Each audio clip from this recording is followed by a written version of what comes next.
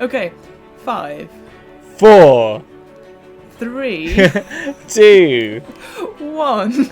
yay!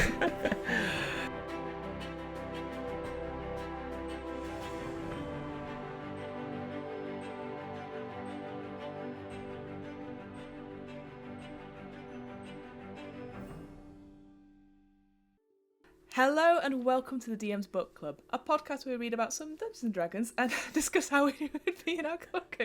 Sorry, it's just every time you wave, I'm like, oh, I should wave back. And then, it's just the two of us here. So my name is Fiona, and with me, as always, for Dragon's Duel is Hamilton. Hamilton, Hello. how are you, my friend? I'm Hello. good, thank you. I'm fine. I mean, we just spoke 30 minutes ago, but yeah, since then I've ate, so I feel a lot better.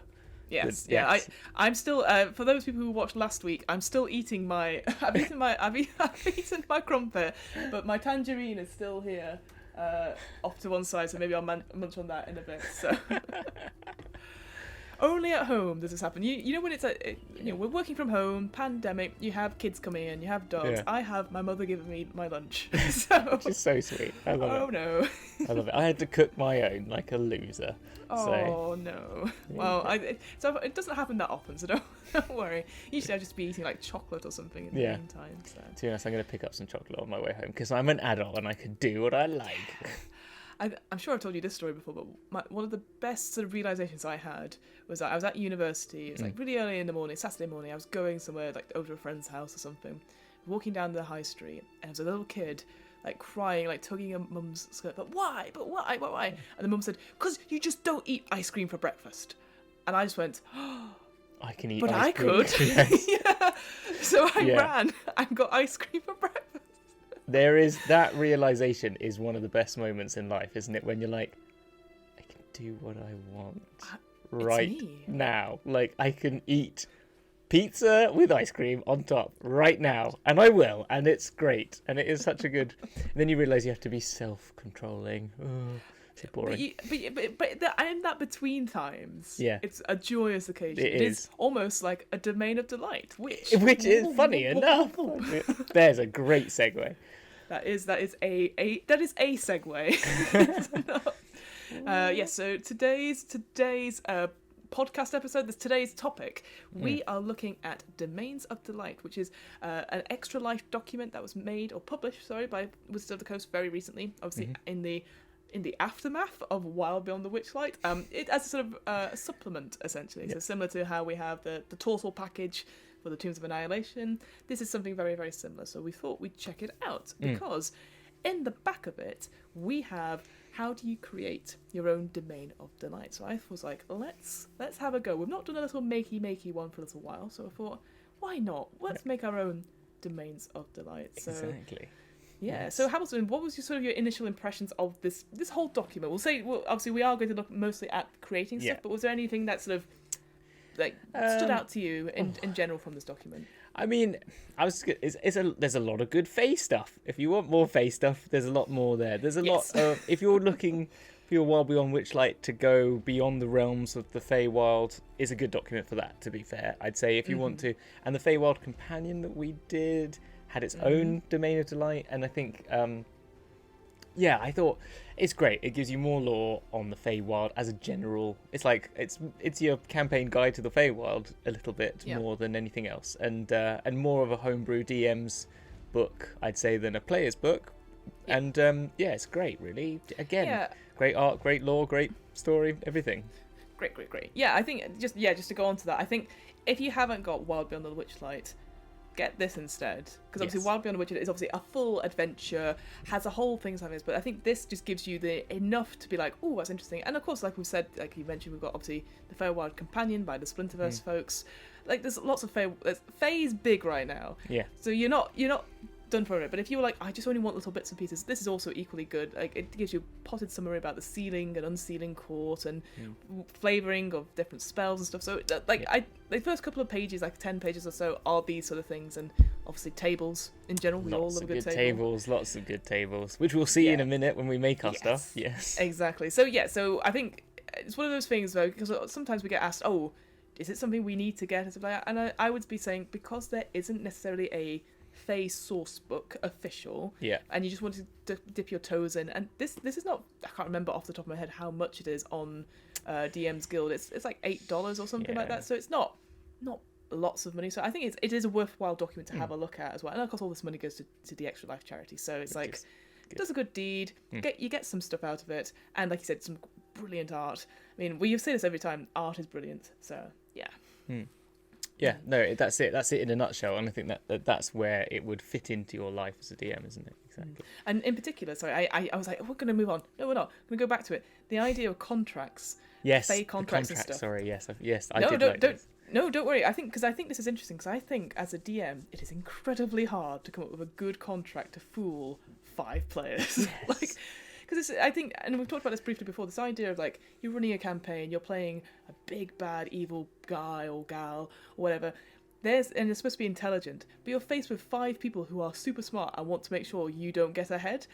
I struggle at the best of times to come up with anything villainous. So definitely this gives you an idea of like what kind of Fey bargains you can have, what happens if you break them and stuff. And I will say, off sort of in the middle distance, because I've written something recently for Dragon Plus magazine about Fey contracts and stuff. Have a think about wordplay. So this idea of like, oh, can I have your name, please? And you go, yes. And then, well, that name's gone. As a result, that Fey's taken it because you've offered it. And, oh, can I have a moment of your time? Or anything like that. Anything which is slightly ambiguous. Oh, I like you know, that. Get your crossword clue book out, because there's some... English is a terribly, terribly imperfect language in terms of like description of what unperfect, exactly. It is an imperfect language in the sense of like it's not a great legal speak, so so it's you can have a lot of fun with the fact that we say one word to mean 20 other things. So exactly, like I think my favorite one I saw that come up in my research was give me your hand. So you could be falling off a cliff or something like that, and a Fey person reaches out and you grab it, but that could mean either physically they get your hand, or you have their hand in marriage, which, you know, anything like that is just all these sort of things. But obviously that's a different topic altogether. I love it. I love all of these. Well, exactly. So there's lots of ways you can go about it, and I think these give you some good ideas to think about. But definitely, if you're coming up with Fey stuff in general, have a think about, like, spend prep time, because I struggle at the best of times to come up with any evil deeds on the spot. So having something like that in play, and making sure that these Fey bargains and contracts and stuff like that, they're supposed to they're supposed to trick the players, but not completely blindside them. So they're like, oh shit, oh this is rubbish, compared to like, oh I should have seen that coming. Exactly. So that's that's more juicy as a result for a DM and for players as well, because they feel like, oh, we're idiots. Because it only takes one time for someone to do that Fey bargain, and then never again. They don't trust anyone, you know. But yes, perfect. Let's. All right, with all that out of the way, I appreciate. I was like, we were like, oh, let's just talk about. No, but it is good. It is really good parts. There is a good document. I think and it's worthwhile explaining what's important about everything else in it. Okay, cool. We'll share the screen again then, so we can see. Whoop, sorry. You just moved. Well. And I've got up the creating of archfey. So it says where to start. So where to start then?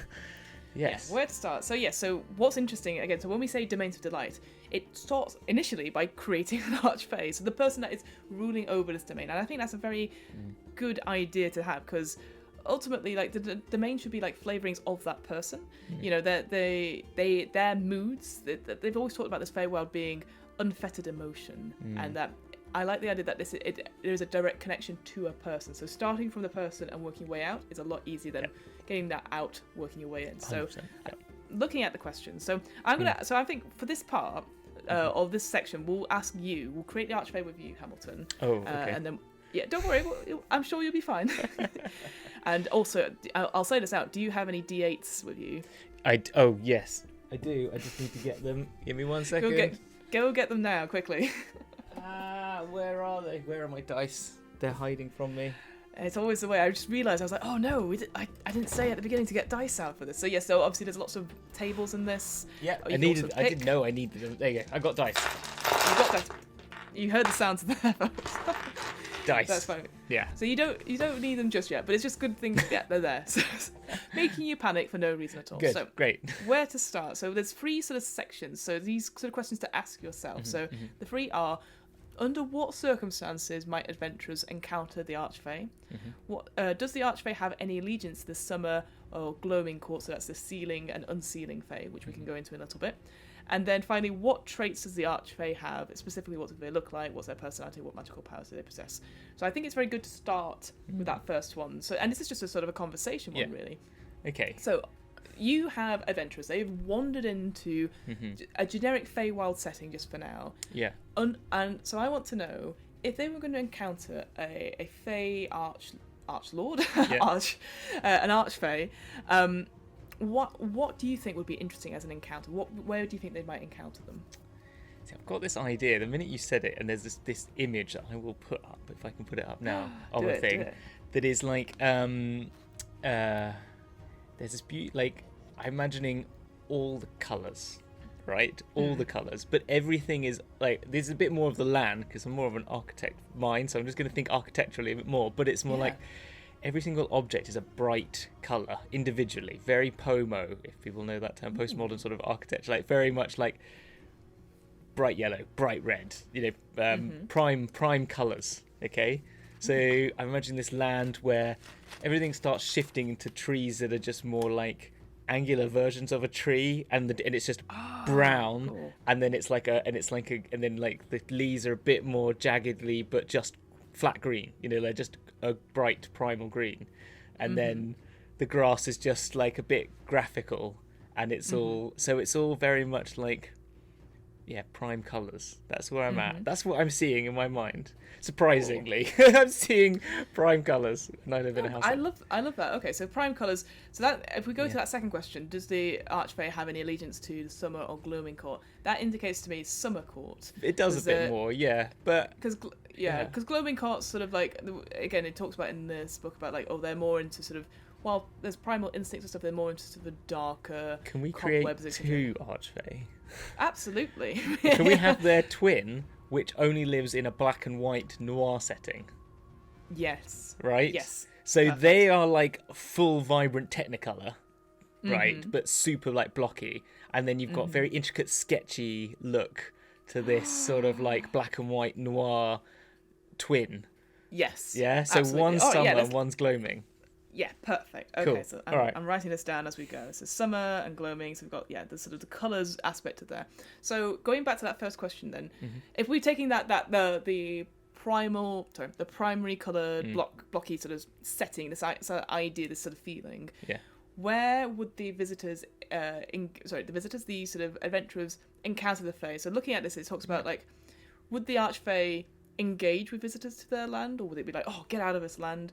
Or will the archfey wander around their domain like openly, or will they be hidden in their sort of lair? I see the colourful one, all having a very intricately beautiful route that takes them to some sort of temple-like structure upon which they sit within, but they also like roaming around.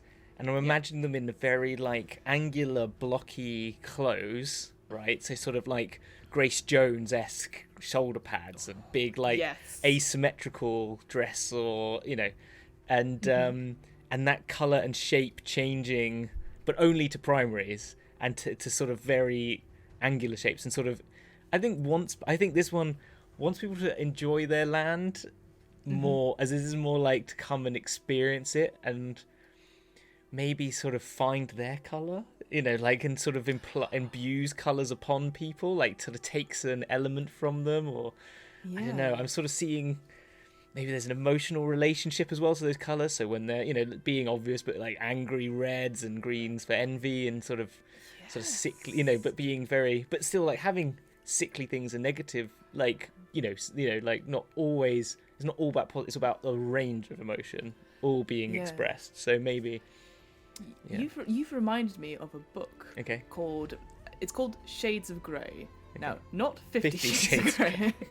It's just called Shades of Grey, and I can't remember off the top of my head who's the author is, but essentially they have like almost like a caste system based on colour, and certain colours can heal, essentially. So you go into like a paint shop where on the walls it would say like, I don't know, the 50 blue is a healing one and stuff like that. And people have swashes or something like that. Certainly as doctors, you can match colour type for colour type and that sort of thing. It's a fantastic book because it talks about this intrigue about people trying to get ahead to the greys, obviously at the lowest bottom bit, trying to get up into head to the purples or the royal colours, so of course they're going to be at the top. So I like that idea of almost like you said, like a whole domain based on colours, and the brighter the colours.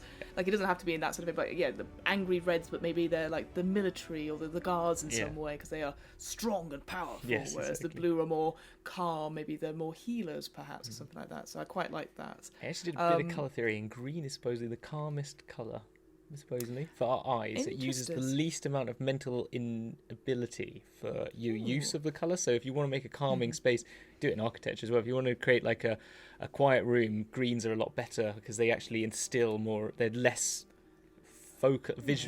ocularly arresting. So blue is actually too cooling. It actually kind of does agitate more than green. How interesting! I genuinely thought it was blue. The more you know. There you go. Well, I just remember doing it. So clearly, this is why I've chosen it, because I've probably done a bit of my time. No, I love that. So sticking on that, the blocky one. We'll come to the sketched archfey in a second. Yeah. So this blocky archfey, do they visit other domains? Or do they keep to their own, and do they get involved with the politics of the Fey courts at all, or do they sort of act independently? I think that they're a bit of a collector. So they like to then try and find new ways of finding these because I think they're very tied to this is an emotional thing, so it's the Feywild. So I think maybe they're eager to sort of, but not in the sort of like, they're not involved in politics. I don't think they sort of care about that.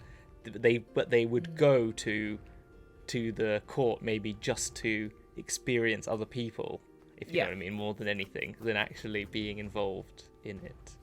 Absolutely. I think it's because it talks about, in the allegiance section, it talks about by swearing allegiance to either queen, you gain the privileges of audience of those queens, certain assurances, etc., that those queen courts won't meddle in the effect of your domain. Yeah. But if you don't pledge allegiance to either of the courts, then you can find your whole thing is overrun with spies or anything like that, because they're like, well, you must be up to something. But I kind of like this idea that it sounds like, again, I'm sure we'll go into more and more detail about it, but it's very positive sort of thing. It's like they're not necessarily worried about what other people think of them. Yeah. So maybe that they give sort of lip service per se to Titania, who's the queen of the Summer Court, to the Unsealing Fae. But ultimately they're like, well, we'll attend the balls, but we'll just do as is. So I quite like that as a thing. I bet they also though do attend both. I think they probably do actually, because they're interested. I can imagine they're kind of interested in all, but maybe they're the same person. Maybe both these phase are both the same one. And they actually... Well, hang on. Let's put them as separate, and then we can put them together. So I think that actually could be really interesting. Maybe two personas for one archer. Yeah. Depending on whether it's depending on, say, the seasons, or depending on a certain ritual, perhaps. Yeah. Maybe one takes over the other, because we've got. Again, from my own experience of doing some mystic improv recently, there's this idea of halfway through the year, the Winter King takes over, I think, from the Summer King, and there's this big fight between them, and they always one will win, which is always the same year on year. So I quite like that as an idea, that maybe there's a shift in the seasons, or a shift in the something. But I think I like that, the idea of having two separate personas, but there's a change, almost like a Jekyll and Hyde thing between the two, perhaps. Maybe. So that's quite cool. Yeah, but I can imagine with that, that sort of want for all emotion would want to go to both. That's kind of why I think they would end up at both. I guess, but also it does seem to me almost like a extrovert/introvert sort of thing. Yeah. Perhaps maybe like, I've had too much. I need some self-care. Or maybe it's just like maybe it's more of a Dorian Gray. Ooh, so sort of so they've kind of built this persona up of the colour that they've drained. They've drained all the colour out of some. So there's an other body which is actually the without colour, the sort of monochrome. Yeah. So. I like this idea now that this domain is almost like split in half, while one side being very colourful and the other side being. That's maybe how it's done. It's maybe sucked it out of the earth to create. So it's kind of diametrically opposed tone, and because there's no shadowing in this in the coloured one. Like there's no shadow, so it's just all flat. which makes it feel really uncalming. So because it's like it's just block color, but there's no depth. It's and hard angles to as read. well. It's all very angular, but there's no shadowing. There's no like, you can't see where the colors meet. They just hit, and that's it. There's no, Ooh, I love that. I think that's such a. All right, we've got loads of concepts there, but I think that's a really cool way to start. So we've ideally got at least one Fey, which has maybe two personas, and this idea that the color is what's drawing to them and stuff like that. And they are the sort of person, when in color form, let's say, they are meeting the adventurers. They're wandering about, but they have their own palace or lair, so they can be encountered on occasion. And it sounds like to me that they are very welcoming to maybe new visitors to their domain in this form. And then they suck out all their colour from them. And then maybe this sort of devilish or sort of maybe an evil intent or maybe an unintended intent is like that idea of like the longer you stay in this world that you're paying for it in some way, just like with regional effects from when you're on the different other planes, you know, the outer planes and stuff, where they have this sort of thing where you have to make constitution saving throws, and if you fail them, you lose a bit of colour or something like that. Which, all right. Well, let's move on. Let's move on to tables now. Right, so tables. we've got. I think we've got this general idea of what this Fey looks like. This archfey looks like. So we're going to go on to presentation. So archfeys have one thing in common: they're all Fey, obviously. But beyond that, their features are widely varied. So we can either randomly determine or so a D8 on this table, or we can pick. So I say let's roll. Okay. But if it doesn't fit, you can always pick. Well, let's try. So we've got a strong idea of what this person looks like, but I think it'd be interesting to see what you roll. So go for it. 7. So 7 is metallic. Okay. So the archfey appears to be made of metal. Their face is extremely crafted mask of mithril, silver, or gold, and their body is made from finely tooled metal etched with organic designs or cryptic symbols. What do you think of that? I mean, I just changed metallic for chromatic, and that's perfect. It. Done. It's like the dragons. So I just see it as that. But maybe it is more like enameled. So like enameled, like or powder coated, like metals. So it's like it's very shiny color. Yeah, I like that. Yeah, because again, you've got this vibrant like color stuff as well, but shiny as well. Oh, I like, see. But maybe the shine is what's out the white. Okay, no, I'm going to say no. It's flat because the shine and the shadow is the white, the white and black, the monochrome. So that's been stolen. So maybe they would. So maybe they do. Maybe in their ultimate form become shiny and chromatic and all. When it all comes together. When it all comes together, then they become this very like illuminated and that sounds great. Yeah, so again, that's a perfect example of like we've got this idea but then changing it, tweaking it slightly to fit with what this concept has. So I think that's great as a result. All right, let's move on to personality. Yes. If you haven't already settled on a personality for your archfey, you can determine. Let's go for it. Let's have a look. So see what you get. I got a 5. A 5 is mercurial. The archfey has 2 personalities. They shift back and forth between these personalities at certain times or when certain conditions are met. Perfect. I mean, that's perfect. I didn't. That was not on purpose. I promise you. I am rolling. That was beautiful. Well, let's go for amazing. 2 rolls and see what the other 2 are then. Yeah. See what they are. Yeah, go for it. 6 mischievous. Ooh. And 1, which is benevolent. Benevolent. I can't even say that word. Benevolent. No. Benne. Just say Benne. Benevolent. Benevolent. Hi, my name's Ben. Benevolent. Sorry, now I'm very... Oh, no. Anyway, okay, number 1 and number 6. Welcoming. The first one is very welcoming. So I think we're going with the colourful one is very welcoming. Yeah. Assists people, has friendship. And then the other one is this trickster. This trickster who likes to confound and frustrate visitors to their domain and surrounds themselves with sly creatures such as boggles, pixies, foxes, magpies, and crows. Yeah. So I guess that could be good because again, mischievous doesn't necessarily say like evil. I think maybe this is the thing you'd think about is that. Well, you've got the colourful one, which I've said always very positive and stuff, and then the chromatic one, which is very negative. But I guess They don't have to have I don't think they're evil or good. Yeah, I actually quite like the fact Yeah. that they're not. I like the idea that just the shading, the shaded one only, is just like it's just this. It's just got this like very takes on that sort of cartoony feel. Then maybe sort of like maybe they're just two sides of a cartoon, but these ones are very much more. The sketch one is more like playing tricks with them and like maybe sketches things out of the air.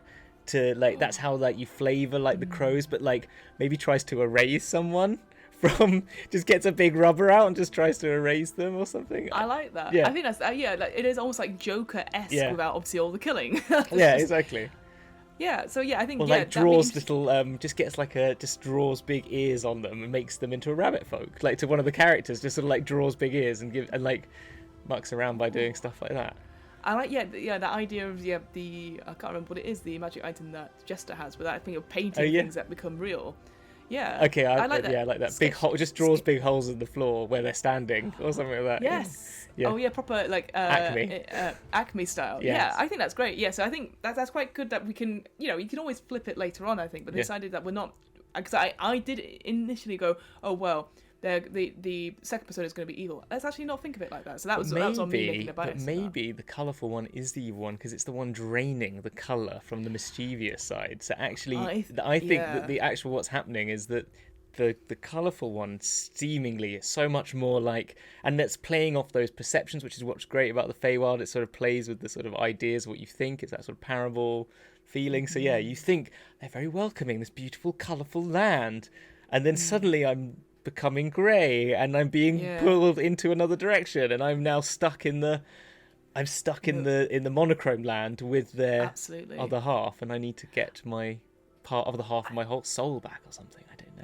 I think that's really because there is something unsettling about someone who's super positive all the time. I find so. I think that's a really cool thing that you could have that flip, because I think maybe it's just me, but there's definitely a point where we go, there must be something else underneath, and we know players, they're always like, this person's too happy, there must be a reason for it. So I think playing into that sort of trope would be amazing as a result. Fantastic. Cool. All right, moving on then. So the obsessions. Yeah. Obsessions are common amongst the archfey. They might obsess over a painting of themselves and spend many days, months, years staring at it.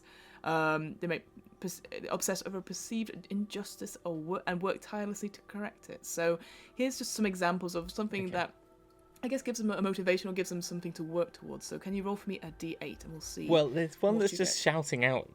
Oh, go on then. Yes. Colour. Oh. Let's just pick that one then. Particular colour and puts their subjects to work making.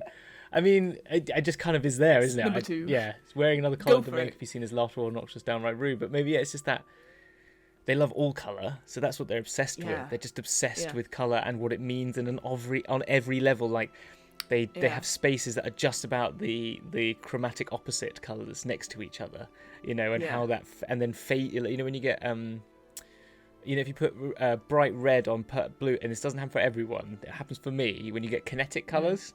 So it looks like if you ever see a cross sign in England, which has got like a red on a road sign, it's got a red cross and then a blue behind it. Well, on my eyes, it becomes 3-dimensional.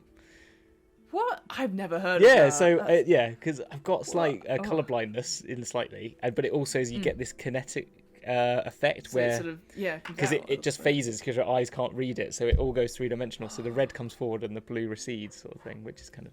That's so cool. So I can imagine I've never heard of that before. Optical illusions. Maybe that's what the monochrome one does as well. It's like do those big like circular patterns that you think are moving but aren't moving and stuff like that, and creates. Oh, I love that. Optical illusions. I'm writing that down. Yeah, I think that. Oh, fantastic.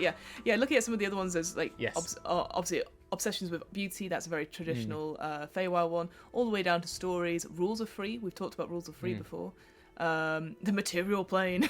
It's like, so again, that could be quite an interesting one. If so where are you from? Tell me everything about you. Yes. This idea that they obsess over the adventurers because they've come from the material plane. I just imagine when the adventurers turn up, they go, "Oh, what are you wearing? Oh, I love this ruby. It's so beautiful and so intricate. This red, I've never seen a red like this. So and just really but ignoring them completely, and then just taking the ruby away and just walking off as if that's perfectly fine.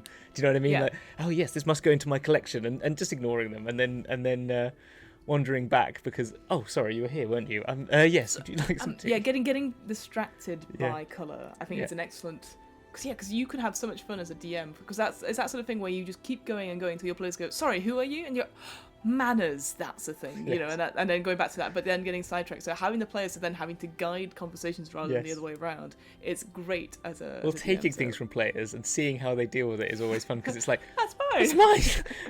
I worked hard for those pieces, you know. Like really, it does really put them. Not that you want to put your players on edge, but it does, which is good fun. I think this is the thing with the Feywild stuff, as we sort of talk about this idea of the contracts and going somewhere brand new, which maybe your players have never gone to the Feywild or gone to a different. I think it's such an interesting way of changing things around, and it's definitely roleplay specific, not necessarily mechanic specific. So I think you can have a lot of fun in creating these stories. I think as long as you have that talk before and going, hey, so you're going to the Feywild, you might not know what that means. It's going to mean things are going to happen here. And I think just having that level of trust anyway with your players anyway. But I just, I love, again, that whole idea of tricking your players, not blindsiding them. Yes. I think it's very important to go for that. 100%. But continuing on, signature magic. So almost every archfey has a signature magical power. Sorry, I'll say that again. Has a signature magical power. It's tied to their appearance or personality. So in this, is there any that stand out to you, or do you want to have a role for it? I'll roll for it. I will roll for it. But I've got an idea as well. But I feel like I'm not using the tables. This is the problem. We meant to use the tables. We've got this book. But no, I think there's some good ones. So yeah, go for it. Well, I was just thinking because they have this chromatic tendency that then they would be chromatic sort of magical uses. Maybe they can. I think there could be things that allow them to use the relevant chromatic dragon style magical effect maybe from each color, so they can draw some. And actually this is now stealing a little bit from high rollers, because borrowing with accreditation, but Lucius has this ability because he can pull out, he only has like 2 which he can pull out oranges for acid, and I think you can pull out blues for ice damage, from people's clothing, and he's like it's a bit like an artificer meets sorcerer thing, sort of pulling out from his clothes. I've just realised that's very so that's what I'd imagine. Something like they can draw, they can pull, like they've got a red blob just moving past, like big perfect, and I think all the shapes are actually quite primary shapes. They're all like triangles, circles, squares, nothing like a completely off cut, like not like a weird shape. It'll all be perfectly shaped. And then maybe like a red triangle floats past, and they can just sort of throw that, and it becomes like a fire. But the fire again is all just like very angular shape fire that does this all over you like that. It just little triangles of fire, just little triangles that make fire. What I like about that as well is that everyone's going to visualize the idea of triangles of fire very differently. Like, and it's like I don't know if you've seen is it called Inside Out? Yes. The Pixar one. So when it's like they have to get back, and they have to go through I can't remember what that passageway is called, but where they become like from 3D to 2D to basic shapes and stuff like that. So obviously that visualization of it is one way of looking at it. But I like like the idea, the way you're describing it is that I can understand the words, I can't visualize what that is in a way. I just think there's just you can be really delicious about describing something that you couldn't necessarily say CGI it or draw it in some way. Yeah. I'm sure you could, but it's just like it'd be different for everyone. It's not as No, cool. I like that. Yeah, and maybe water is all circles, so blue circles. Maybe there's a shape relation to colour, and like a blue circle just is little blobs of blue to make water. So that's like what water is just little circles that are floating over each other. I quite like that. And when you drink, you just drink glug glug glug, and it's just little circles of water going into you. And it just oh, that's really cool. Oh, you see, and already you're thinking about flavouring what the domain is. So obviously in this document it talks before about like no, it's great. I think this is great because it talks about flavouring of spells, and it says stuff like crown of madness. It says instead of like an actual crown of thorns, it is bits of like peppermint, like a sweet crown in some way. And I think this is cool that you're even thinking about like create food and water. It would come as like maybe little cubes of food, or little squares of food and little rounds of drinks. I think that's great as a little flavour thing. So I think that's really cool. Yeah. I think the only thing looking at the signature magic table, the only thing that stood out to me just looking at it quickly is the simulacrum. Yes. So that idea that not he, we don't know it's a he, is archfey is making all these magical copies of themselves, but like or making copies of stuff, so they could make copies of the adventurers, but obviously like certain shapes and Yes. sort of like these sort of maybe that's things part of that their just- sort of joke is when yeah. they turn up, they go, oh, and they look at them, and then you just suddenly see a version of yourself, but just as a series of block colours, but they've taken a colour.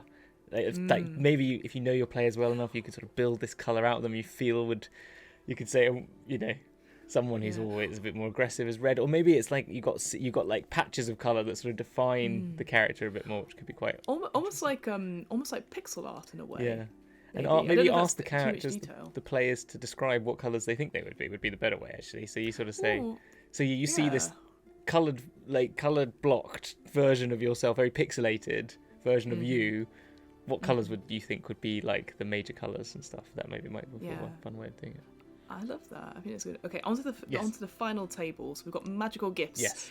So they have the power to give magical gifts to those who they deem worthy. The gift can be anything from a trinket that grants safe passage through the archfey's realm to a magical item that can be used to defeat a powerful monster. So if you want to roll, Let's roll a for D8. this one. Yeah. Yeah, some interesting ones. I got a 3.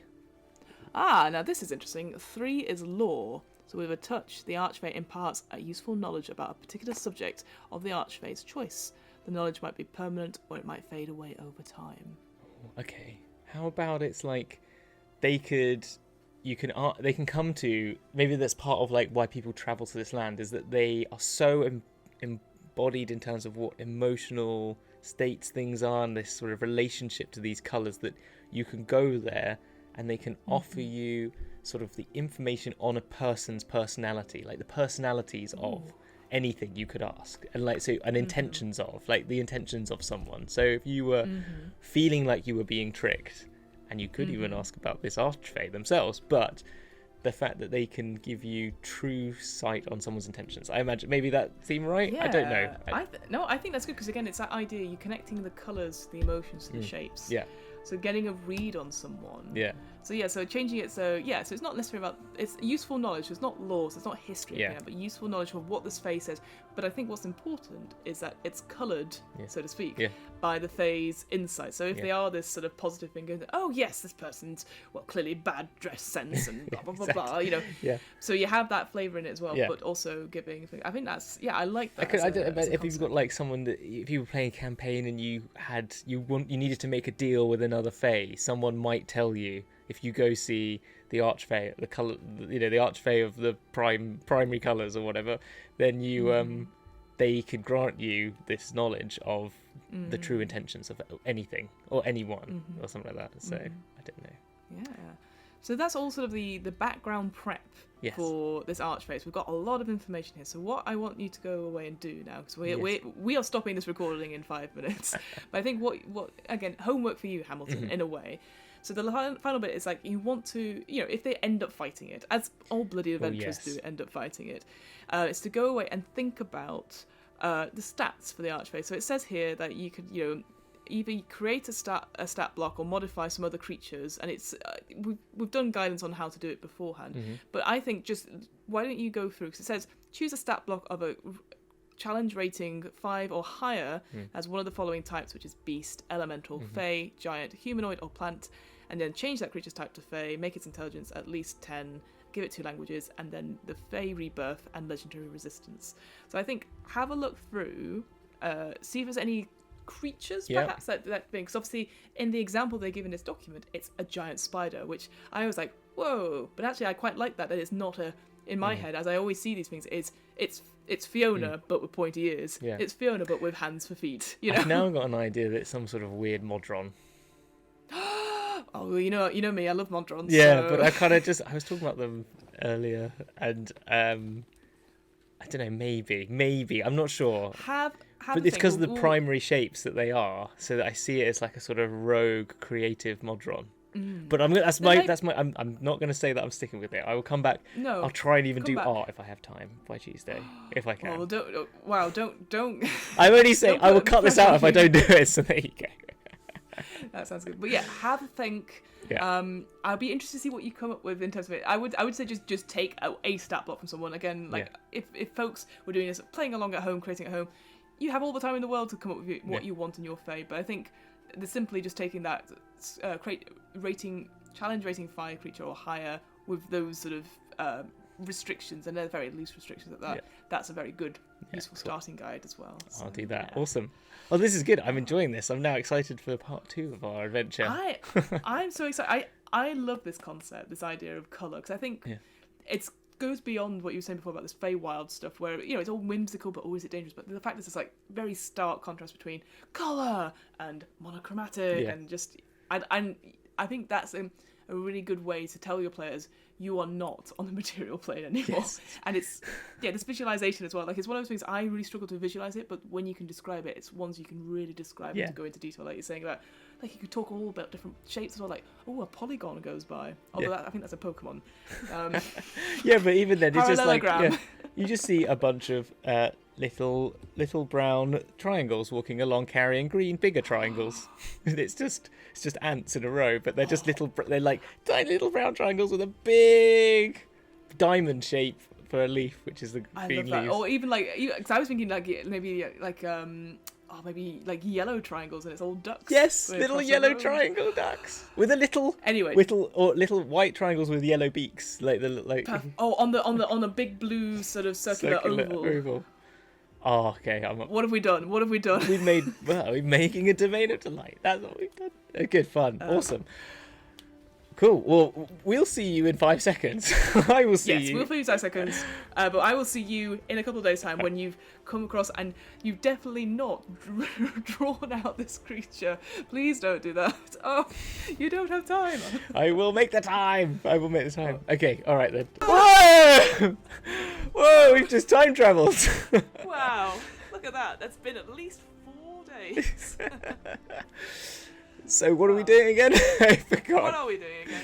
No, we are still doing our Domains of Delight episode, and you have, in the time interim between the previous recording and now, which obviously has been mere moments for our viewers, you have created, or finished off even, archfey. I have. You sent me some drawings. I did. I want to clarify before we show it that I think I could do better. Rainbow is so I've given them a name, Rainbow and Shade. Yes. Right, so they're like the ones are sort of like just monochrome, and one of them is sort of just multicolored. Now the multicolored one is quite a complex idea, and I haven't executed it to the fullest of its potential. That's all I'm going to say. I feel you're putting yourself down, because when I looked at it, I was like, oh, I completely get what you were talking about before, this idea of blocky, whatever, and then the drawn element of shade as well. Shade, I think, is cool, and I think is like, I want more of that shade element in, so if someone wants to go out there and make it better, or I will keep working on it. But anyway, here you go, you can see it now. So there is Rainbow and Shade. I appreciate it. I look this way, it's probably not there. It's that way, it's sort of like, if you look like that...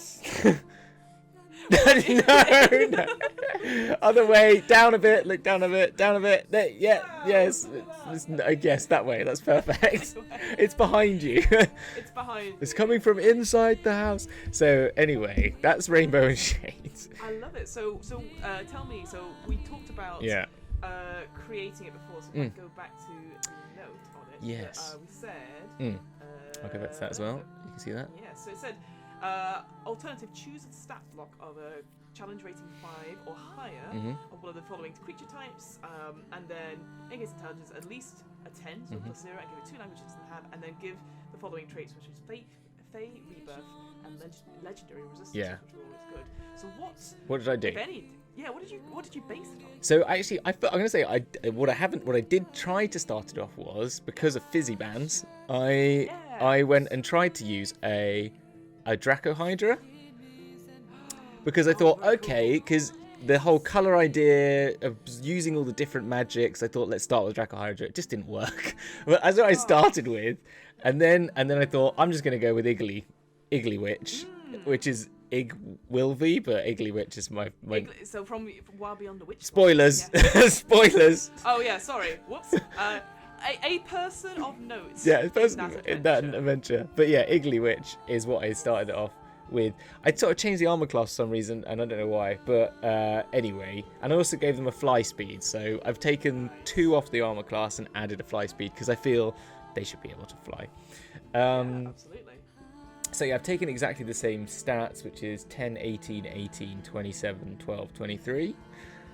Yeah, so good, like not very strong, because I feel like they'd shatter. These things are very two-dimensional, so I feel like they'd get hit and they would shatter, and that's kind of part of I've sort of flavoured the actions that they make. But I feel like constitutionally they're quite, even though they might shatter, they could build more of these colours, so they would still have quite good, I feel like, overall sort of constitution, combination of themselves, I guess. Decks are kind of probably quite sharp and edgy. They need high intelligence, because I see them as sort of... Yeah, +8. Yeah, really which is what Iggly Witch has got. But I thought that kind of works because I'm like sort of, well known, knows all this knowledge and tries to understand a lot of things about people and their personalities, and hence also a very high charisma, because they're sort of very charismatic. These are Rainbow and Shade working together stats. So I'm seeing them as, because they are two entities but of the same... Yeah, you said they were two sides of the same coin. Exactly, yeah. So yeah, this makes sense. And so I sort of haven't fully written this, so if you look closely, there kind of still says Iggly Witch in places, but I've got don't look at that too yes, close. but I've got it in my mind as how it works. But I've got sort of things like, so they get legendary resistance is what I've given them instead of the other one, which was Fey Rebirth. But they've got Boon of Immortality, which is pretty, anyway, it doesn't really matter. But I flavour it that if they fail a saving throw, they can choose to they can choose to sort of, the resistance is flavoured that they sort of draw either some colour. If the hit is hit on Rainbow, then Rainbow sort of draws further colour out of anything around them, and then Shade sort of imbues takes some of the light off something or something, sort of like two-dimensionalize it. Oh, like oh god, what's it called now? I think it's like tone. Yes, right? yeah. So it takes the tone, takes the tone out of something. So they sort of they just do a little bit of flavour to it. So they have, I like that. Yeah, that's kind of it. More flavour, the better. And then given magic resistance to Rainbow, but I haven't finished this. I thought Rainbow would have magical resistance to elemental magic, but not psychic and radiant and necrotic, but then vice versa.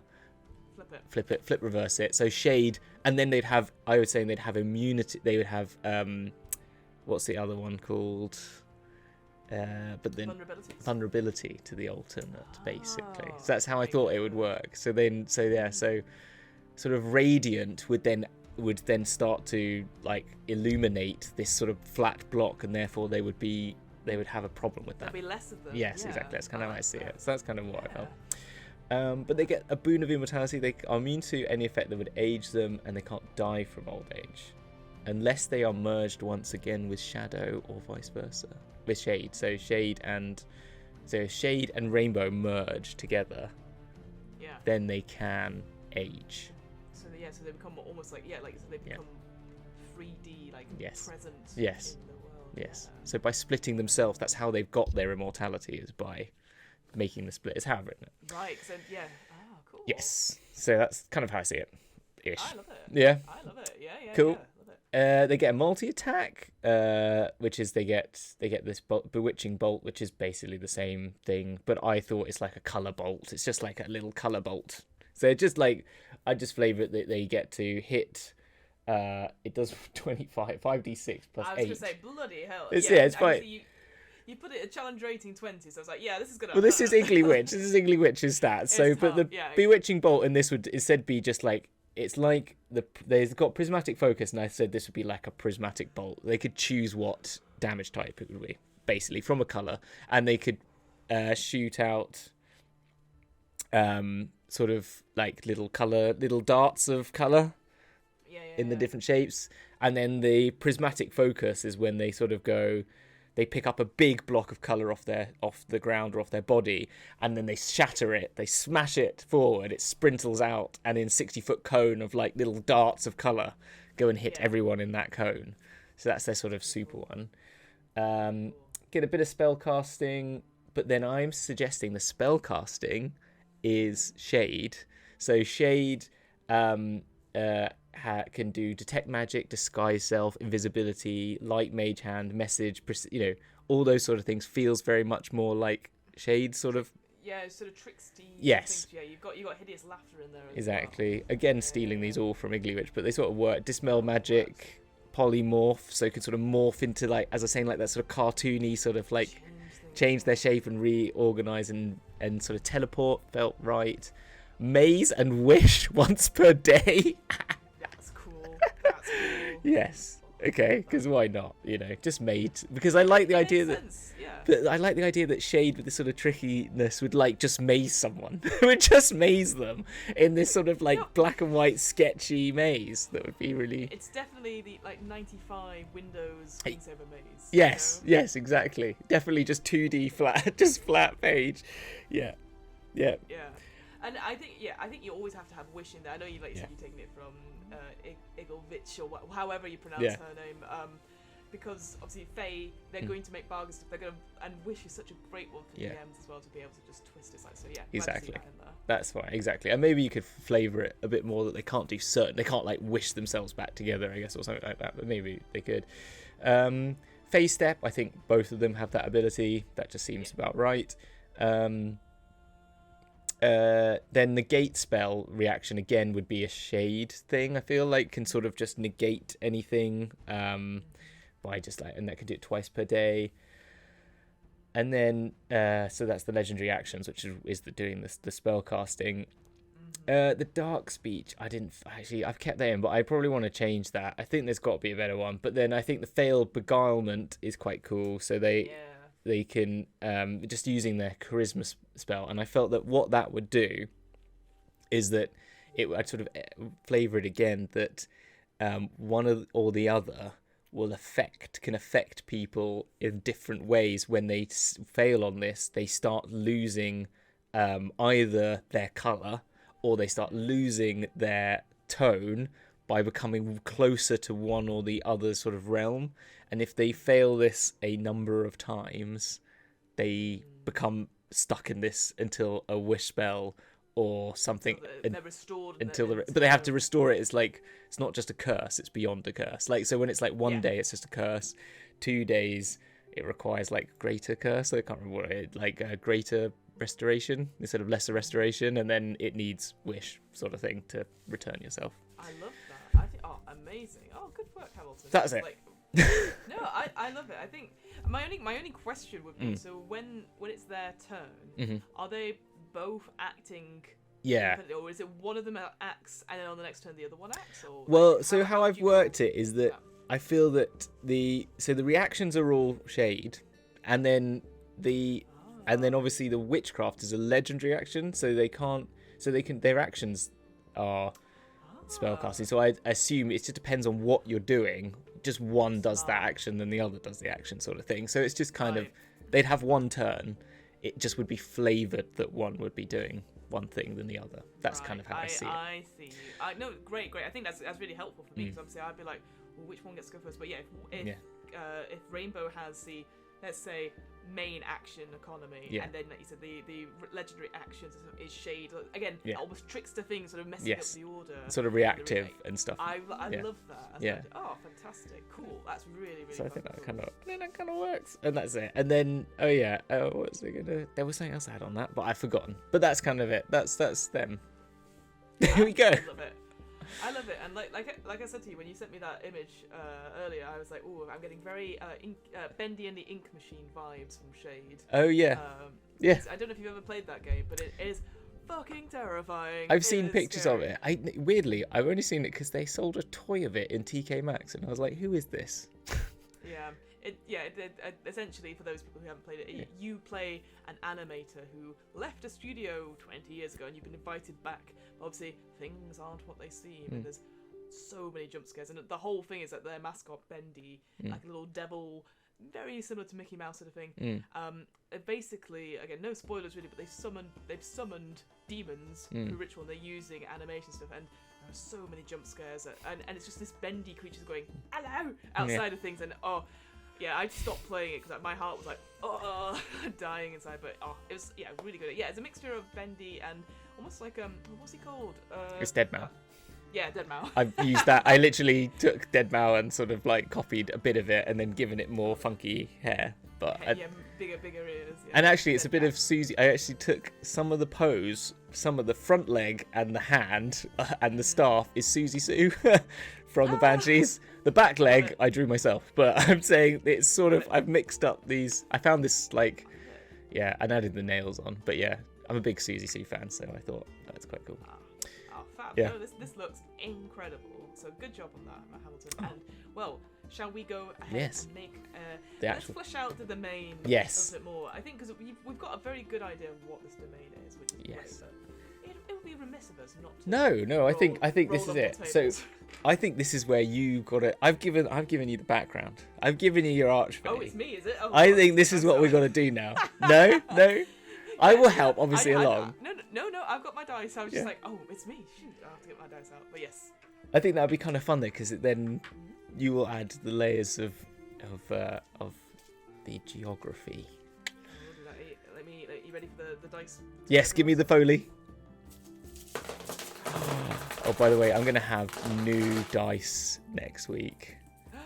I got some from, do you know Chemgal on the internet? I have heard. I've not seen any of their stuff though. Yeah, so they're really cool. I'm very excited. Very excited. You'll have to show me next time. Yes, I will, and I've got them. I'll be like, show them off. Look at these. But either way, because the coolest ones I've got are just metal ones. They're just boring now. I've seen so many other cooler ones. Well, once you've got metal ones, you're like, this is cool. And then, so, again, this is dice snobbery at its best. For sure. I say that I've got I've got gemstones, I've got things, and I'm just like, this, I love it. But it means I need more. I just rolled 3 natural ones on different dice. That's just ridiculous. Oh, it's good. You're getting the bad luck out. That's what I say. So it's when you roll a natural 20, you go, oh, you've used that now. Oh, don't do it anymore.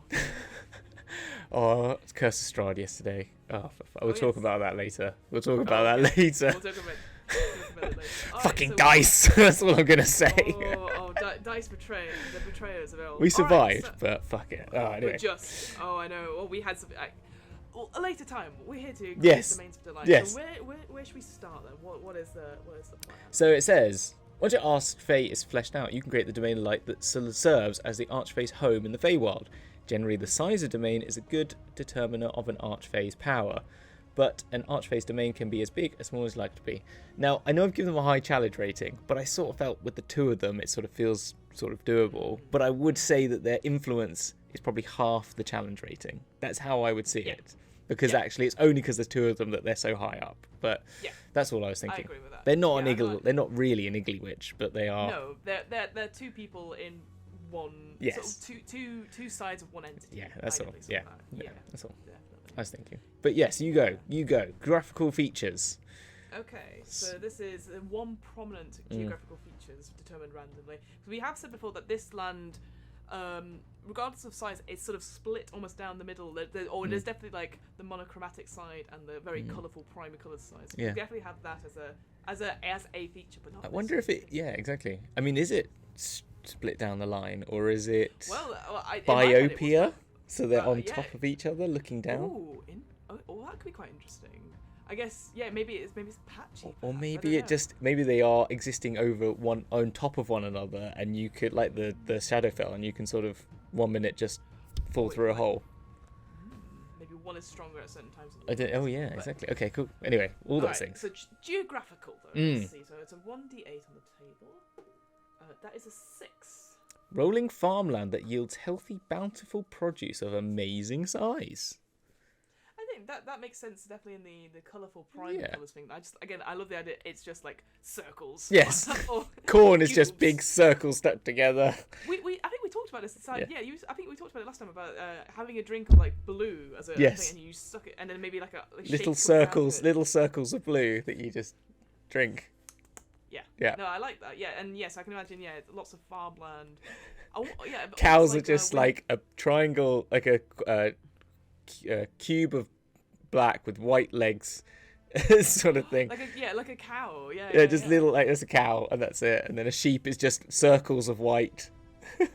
It's like again back in the old days of the Windows XP or something, where it had the official there's just a rolling hill and then blue. Yes.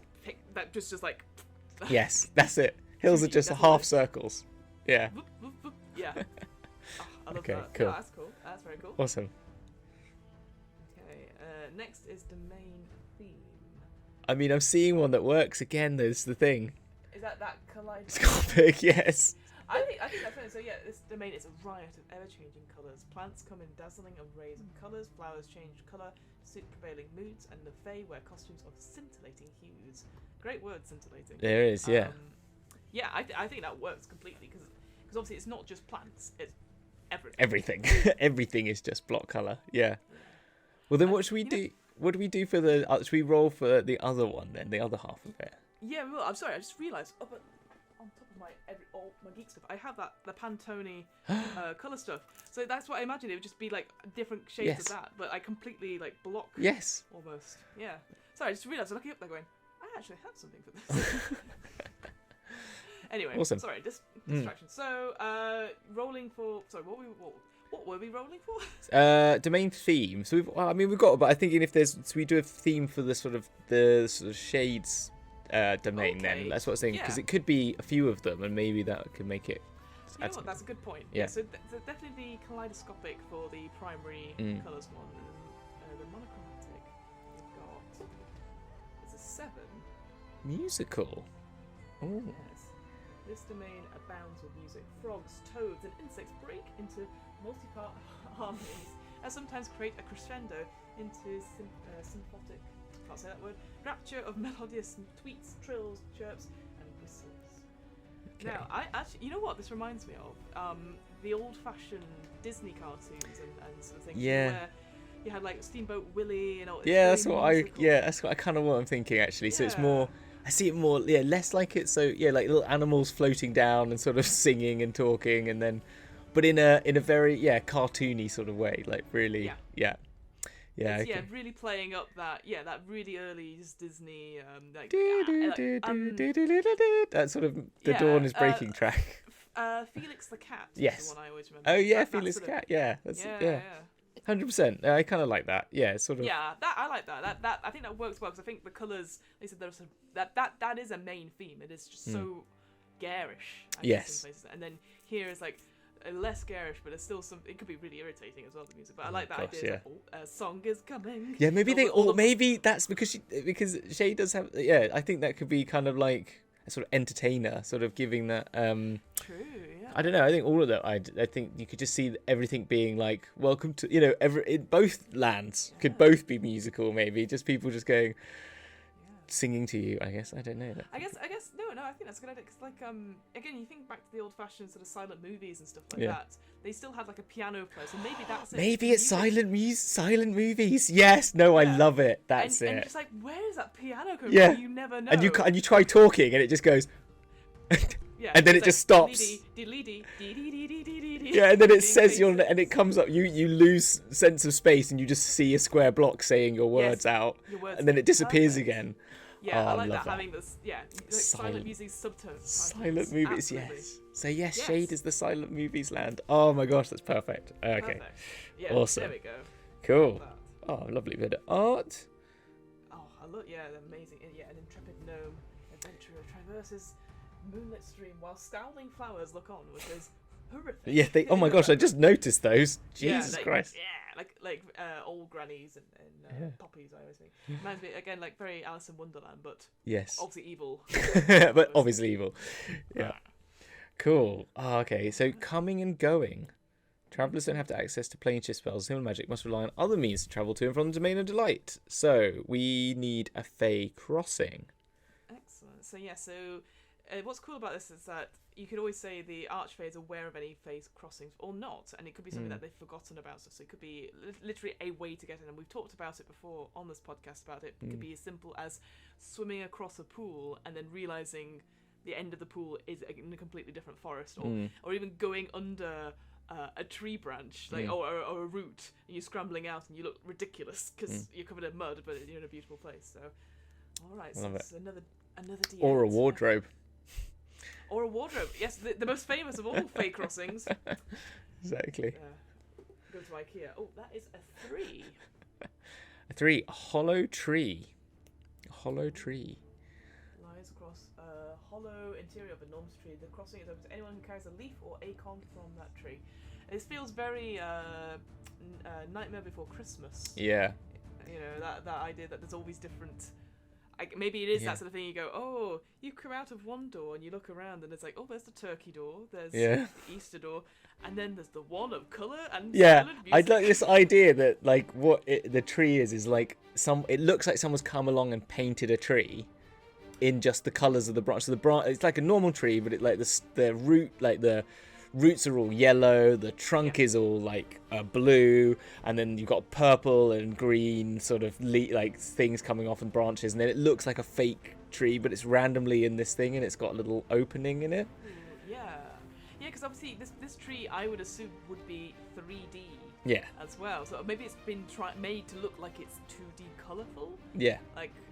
I like that as a thing. Like it's like it's a tree, but some arseholes just painted it. Exactly what I mean. It just looks like some arseholes come along and just like spray painted it. Crazy. Gone Dulex on it. And it's like everywhere. No, I like that. I think that's really cool. That's cool.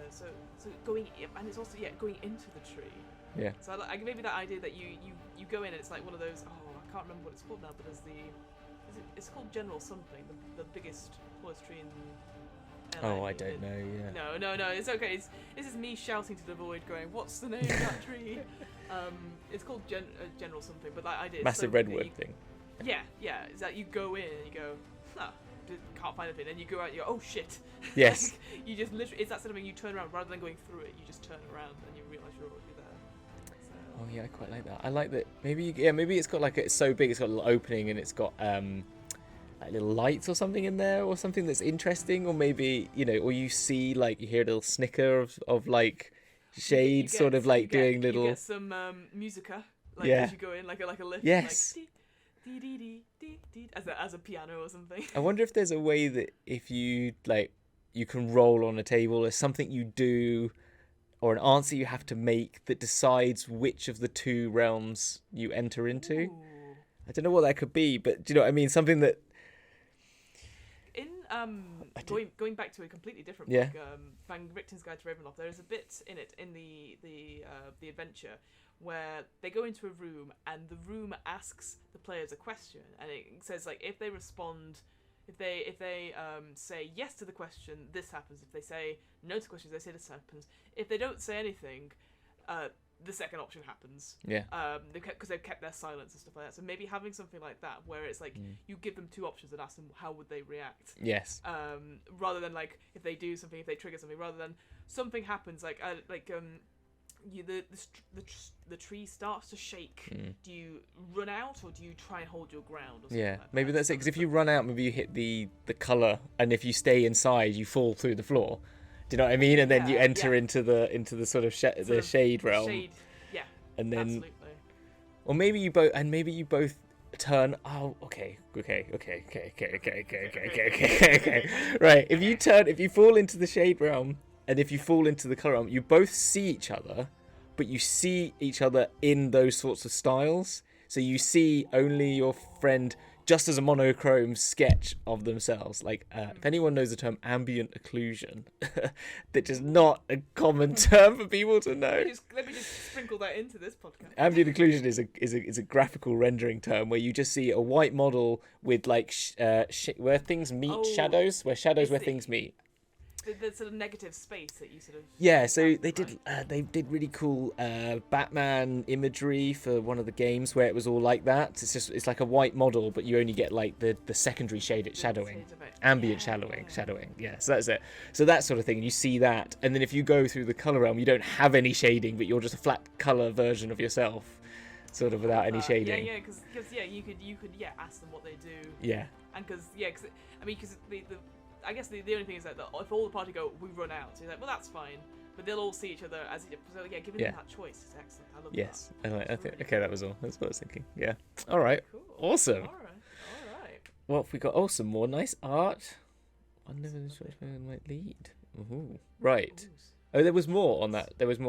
List. I didn't see the others. Okay, those are cool. Oh, the Fey crossing, mushroom circle. The famous of all crossings, and a stone bridge, and a stone circle, just in case.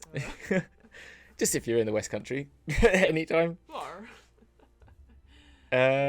So magical shortcuts. Okay.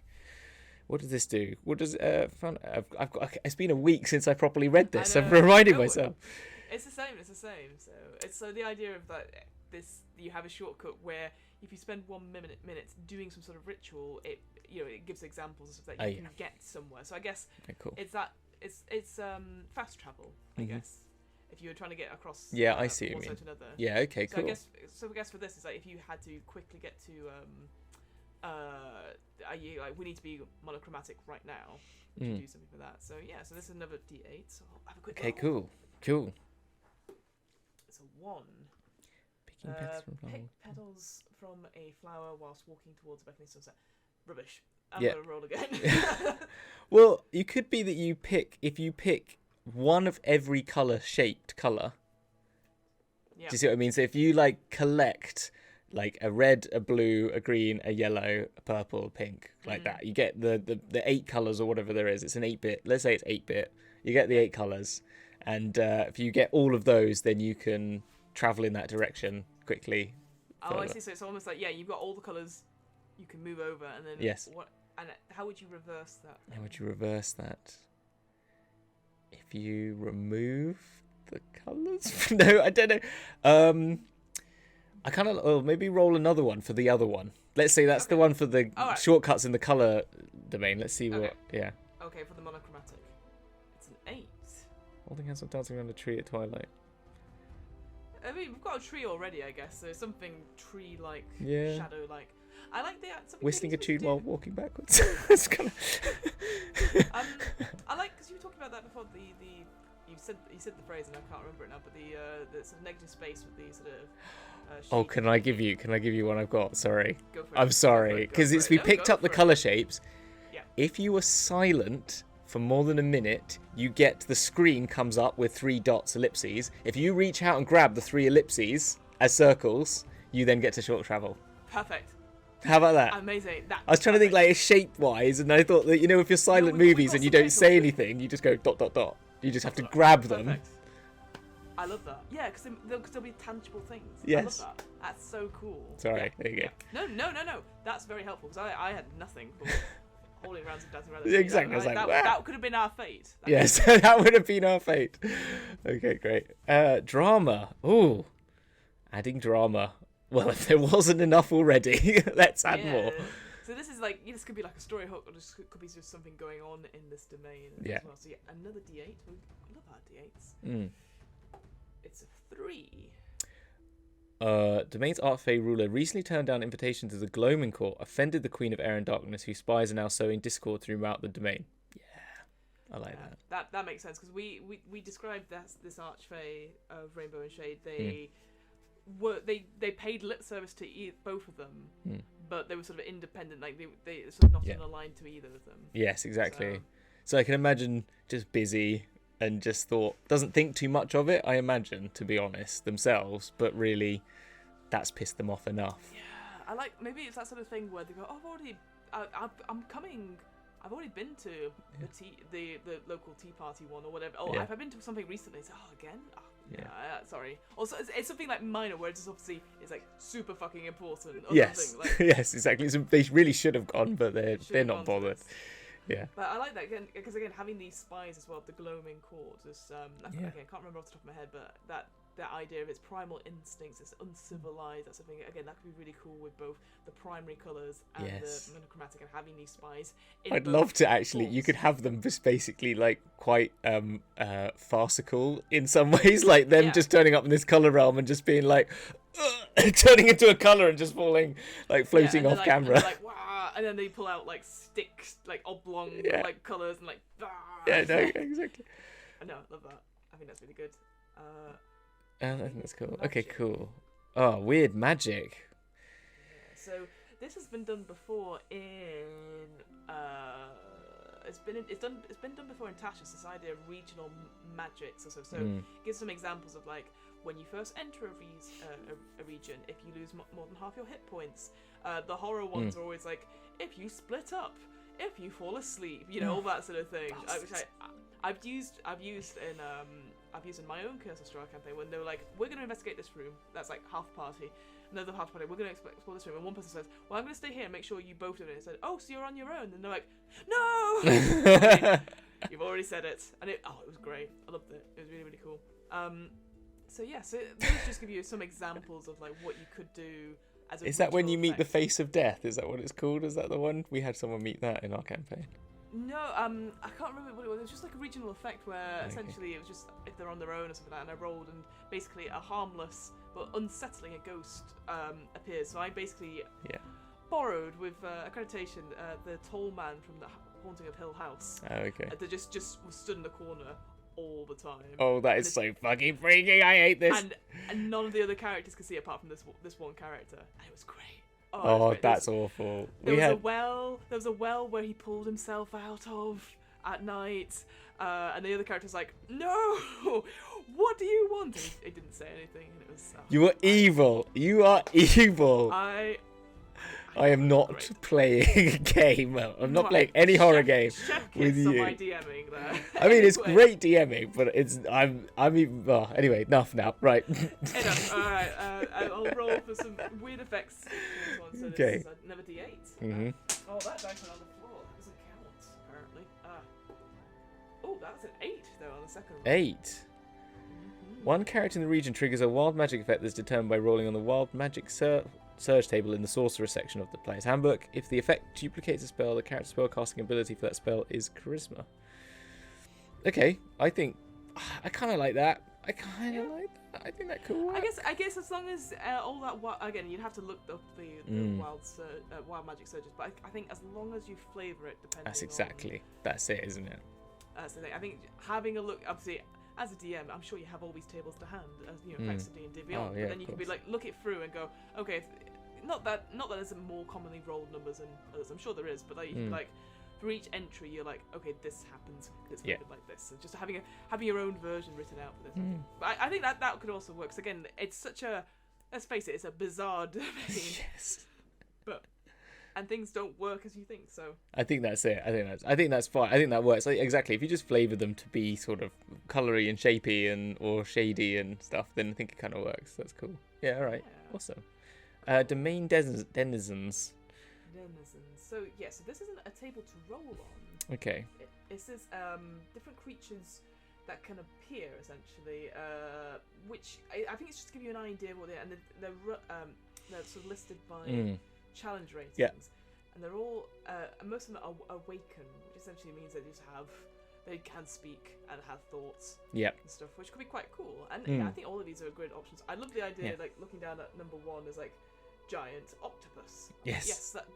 Can you imagine that as a shape? Just like. Ooh, yeah, I'm also seeing the camel as well, with the 2 humps. Yeah, the 2 humps. It's just gonna really bad animation. I think that's gonna be. Yeah, that's true. All movement is literally stop motion. Yeah, exactly. Pixelmation. I love that. Whilst it's really fluid in sort of the shade realm, but then in the sort of color realm, it's very much just like just walking around, walking side. Maybe you have to walk side. If you meet someone, you have to jump over them to get past. Like unless you old-fashioned Mario type. Maybe it has parallax, so you have to maybe you have to make some really crazy rules, but you have to like jump to the further parallax to get beyond. Something's coming at you. If you don't get out of the way, you've got to jump onto the other parallax line so you can move, but you move at different speeds. You know, because they move at different speeds because you're further away. That. That's proper, like almost like Crash Bandicoot style, like the original one where it's like impossible to tell how far away you are. I like that. I think that's, again, this whole realm. I've said before, it's very hard to visualize, but I love the language of it. So I just love this idea. It's like you can't tell because you just distance is just not a thing for you. I think that's the distance is weird. You just move behind. You get smaller. But you have to move 5 feet. You have to use 10 feet of movement, and then when you move 1 layer back, you have to move 5 feet. You have to use 15 feet of movement or something like that, just to move around something to get back to the main plane. It feels very much like Monkey Island, that video game series where you have to think. Love Monkey Island. Well, because obviously everything it's like, well, it's obviously this. And you're like, how was I ever going to solve this puzzle by just picking up the anchor or Yes. anything like that. So I feel like, again, that's something where, again, play those games because they're great, but this, getting that logic and just putting that on here, and that's how you work out things. Yeah, how you move I think that could be really fun. Oh, I want to... Okay, this is cool. I'm enjoying this. Oh, Yeah, yay. good. No, I think it's great. And then I think finally we've got domain visitors as the final. Okay, yes. So, Okay, the other business include friends and foes of the domain's archfey. Oh, okay, cool. Right, you roll a d8. Yeah, so these are like almost minor characters you can put in. So if the people are really lost, you're like, don't worry, other people are lost too. So rolling that d8. It's another 8. Arcanoloth. Using alter self spells to assume human form as it searches the Feywild for one of the books of keeping. I don't know what an Arcanoloth is. I'm going to look it up and describe it. So Arcanoloth sounds magical, obviously. It sounds like it. It sounds like it's not a spider. I thought it was gonna be a spider. I thought it would be like they're all demons, aren't they? Loths. It's a Yugoloth, yes. Yeah. It's so that I've just defeated one of these in my home game. Oh right, yeah. But they're pretty. Yeah, they're like if you imagine Little Red Riding Hood, the wolf takes on Granny's appearance. Okay. It looks a bit like that with glasses and scrolls. I can actually open it on D&D Beyond, and I'll do that now. There we go. Fab. Yeah, Oh, immediate I was not forms. expecting it to look like a fox. Yeah, a fox / wolf. Yeah, big long ears, Yeah. almost like a rat boy. Yeah, that they. Let me tell you, the home game we're playing. It's been very cross-making. Oh really? Oh yeah, we've only just managed to defeat it because it's a level 12, I think, but it's so. Again, we'll come into it at another point, but bloody intelligent villains are so frustrating as a player because you're like, no, they're more intelligent than ours. But yeah, you see all this. They go up to level 8 spells. They're mind blank. Oh my gosh! Crap! Hold Yes. monster. Oh my gosh! Yeah, they are pretty we've OP. We've had Finger of Death happen to us. That was not fun. Yeah. It's this floating disc. So yeah, it's I have had my characters fight Yugoloth itself, and a Marina. They've actually tried to fight a Marenoloth as well when they tried to go on the River Styx. So it's a friendly one that uses alter self. That makes sense because it is quite a scary creature. Yeah. To a book of keeping. Have you heard of a book of keeping before? No. Should we also do a bit of Google of that? Let's have a look at the having a Book of Keeping. I got Blood of Keeping that came up. Yeah, I've got a Blood of Keeping. Nope, it's not. Ah, here we go. Yugoloth is permanently destroyed if its name vanishes from every Book of Keeping. If a Yugoloth is recreated by way of an unholy ritual, the Books of Keeping, when all 4 copies of the Books of Keeping disappear, Asmodeus and the Night Hags lost control of their Yugoloth creations. Each Book of Keeping still exists, drifting. This is in the. Here we are. Book of Keeping. Each book keeping still is drifting from plane to plane, where the brave and the foolish occasionally stumble upon them. A Yugoloth summoned using its true name, as inscribed in the Book of Keeping, is forced to serve its summon obediently. The Yugoloth hates being controlled in this manner and isn't shy about making its displeasure known. So that is. So it's trying to find one of these books. Can I say, Gehenna, Crawling City, I want to make that into a document because it sounds like the coolest bloody place. And no, I can't believe there is an adventure there. Just by the way, out there, people, if someone wants to make that, I haven't got time, but I want to play. I was gonna say, spoilers, it's you. Yeah, oh fuck, that's what I mean. Maybe that's what's going to happen in Dragon's Duel Season 3.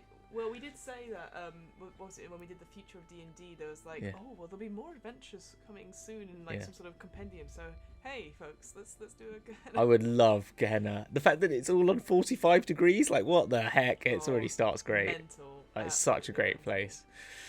Yeah. Great. So that is... That's it, is the it? whole thing. Yes. Well, here's the thing. We still haven't named the Domain of Delight. Oh, yes. So this is the thing. Yeah, so we've got, obviously, you've made your archfays of the rainbow and shade, and then we have this amazing... I don't know if we ever defined how big it was. Yeah, what should we... I feel that it is pretty big. Yeah. Just to give that whole spectrum of... Because I'd love to see, like, oceans without colour, or a huge sort of, like, almost like desert brightly coloured. You know, that I I'd quite love to see like- different versions of it. I quite like the idea that it's video gamey. So Yeah. that we've gone with that route. So maybe it's an island. Like it's an island, but it's an island that's clearly you can see the other land not far away. So it's sort of just an island, but there's land all around it. But there's just so Yeah. everywhere you look, there's ocean, but you can still see like sea that you can see for a while, and maybe it's like the flip reverse. When there's an island that's like that shape, and then you do the Stranger Things to get to the shade. The shadow. not the inside out. Yeah.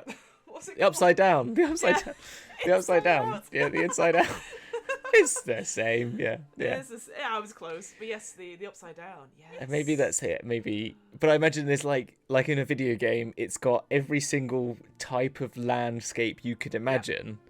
So you can have play in it, like it's a play area. Like you've got a little river, stream, and then you've got in like a wooded forest, but then you've got a desert, and then you've got a big tall mountain in the middle that's very icy and ice peaked, which is just a big icicle triangle and stuff like that. I love that idea that if you had video game elements in it, so like Frogger getting across. Oh yes, a rivers, road. like, Yeah, exactly. Roads, rivers. Yeah, getting onto to lily pads Yes. and that. Yeah, it has to be like that. Like having that video game essence to it, and like you said, like jumping over things or jumping on things to like squash them to get power ups or anything like that. Oh, I love this. Yes, 100%. Yes. Yeah, cool. But we still need a name for this. We still need a name. Two-tone island. Like, oh no! And this is where I'm sure we're gonna cut out hours. Yes, of exactly. going.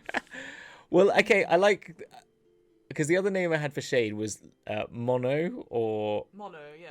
but maybe it's monochrome because it's mono and chrome. Chrome. So you're in chrome and you're in mono. Yeah, I like But that. it's the domain of monochrome. Monochrome. Or monochrome or something like that, but monochrome I kind of like. I think monochrome. Yeah, I think monochrome. Let's keep it very because it's simple. I now want to call them mono and chrome as names now. I think that's better. But anyway, yes, no, monochrome. These things, but I think because they did say again, and obviously in a later episode where we'll talk about Fizz fans, they talk about making stuff that's simple and easy to remember so that it doesn't get nicknamed by your players and undermined. So I think monochrome, but like having that hyphen or having it mono / chrome or mono - chrome. Ooh, slash, yes, I like that. Slash chrome. I love a good slash. Good slash. Or a solidus for you nerds out there. you typography nerds, right? Yeah, that's exactly. Anyway, look at that. We've done it. We've done it. We've done our own domain of delight and an archfey. I love it. I think everything about it is cool. There's lots of stuff there. Yeah. In terms of story hooks, and just interesting things, and I think it's going to delight your players anyway. Because obviously, maybe they only visit. Excuse me. They might only visit one part of it. Maybe they'll visit all of it, and then maybe. I like that idea. Maybe there is something between the two sides of the archfey that they have to be brought back together for some reason or whatever. So you've got lots of other little mysteries there which we don't have to fill in. Exactly. And the players can fill in as well. But thank you so much, Hamilton. This has been an absolute Thank you. I totally agree. The only thing I want to say, and I'm going to say it, and we can cut this if you say bugger off, Hamilton, you're an arsehole. Which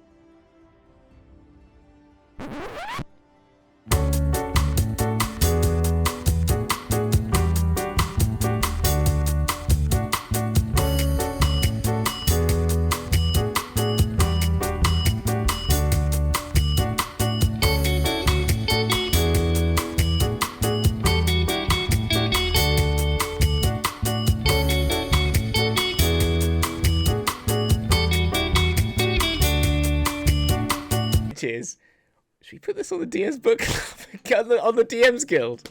Yeah, absolutely. Should we make? I want to do it. Oh, I haven't got any time. Yes, fuck, I'll try and do absolutely. it. We'll try and make it. We'll try and make a little document for it that you can get on there. again. Yeah, I think just I 1,000% anything we make should go up there just for interest. You know, people have a look, see what you think, and I'll tidy up their stat block, and then we'll change the various names. Change Igglywitch out of it, and I'll put them in, and we can put a little bit of flavour text from this about monochrome. I'll have a go at bashing something out because I appreciate you do all the work on that, so I can have a quick go of that. So text. If you can do more of the text and I can do more of the graphics, then then we're.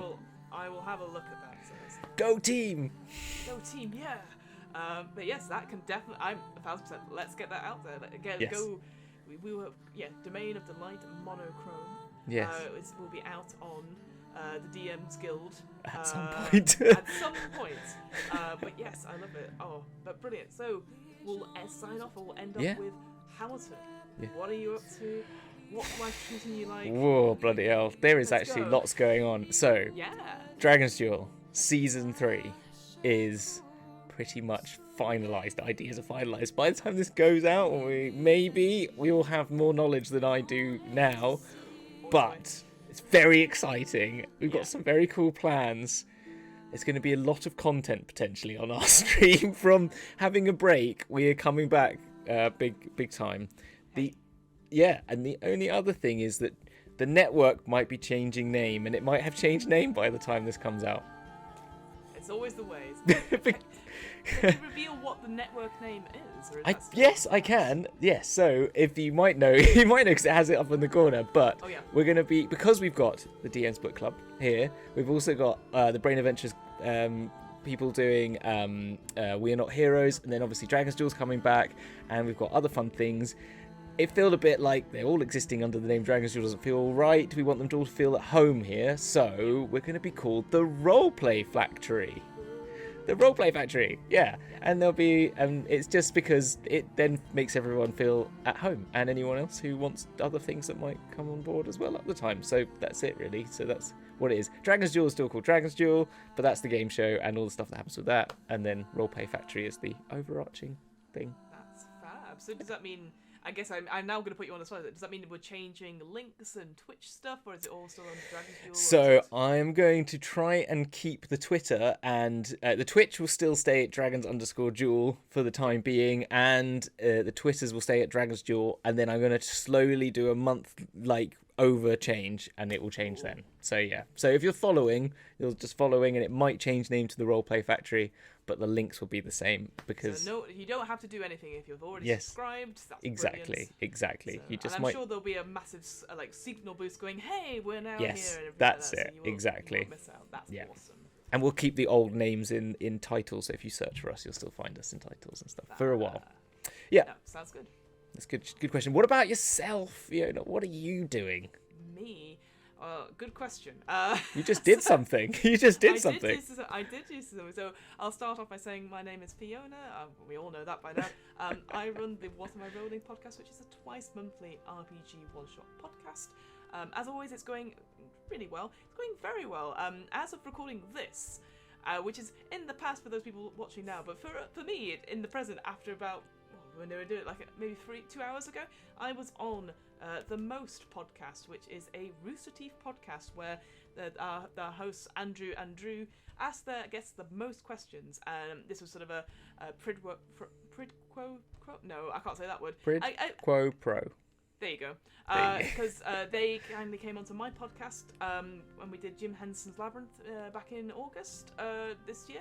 And they kindly asked me to come on and go onto their podcast. So that was a very interesting 2 hours where I was like, because I wasn't prepared.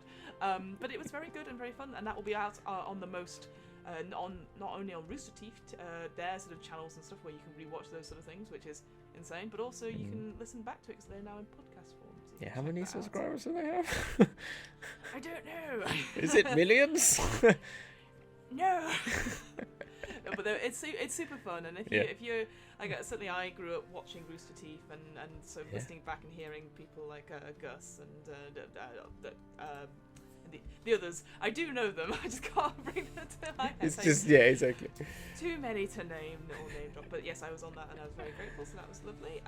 Other things, I've been doing some other RPG streams on and off. I've recently played in the game of Alien.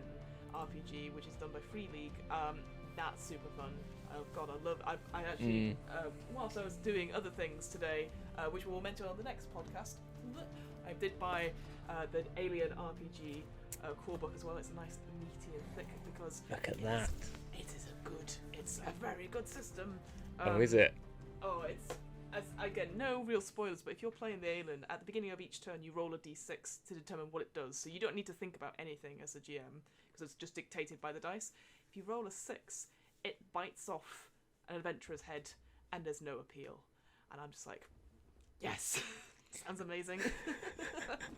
That sounds actually quite fun. I do like the Alien movies. As not a horror fan, I don't mind the Alien movies. I actually quite enjoy them. I do feel that those ones are sort of like action sci-fi with horror elements in it, Yeah. for sure. And yeah, the Alien and Aliens, great films, really interesting films, and obviously we've got Sigourney Weaver in. Who's fucking cool. Yeah. Badass Yeah. featuring. But yes, I'm sure I'm doing lots of other things, but right now I can't really think of them. Because I'm just so good. Being so amazing. That's it, basically.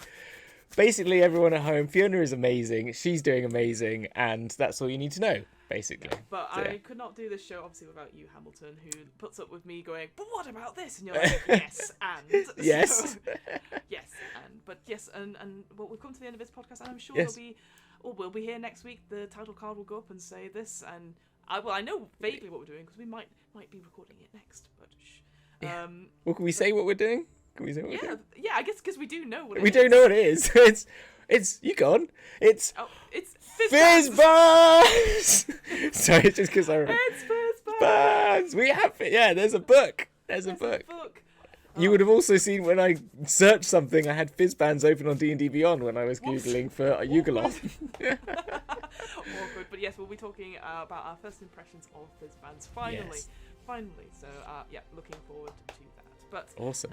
Until next time, friends, we'll see you on the flip. I guess that's how see you on the flip. All right, we're leaving it at that one. I'm just going now.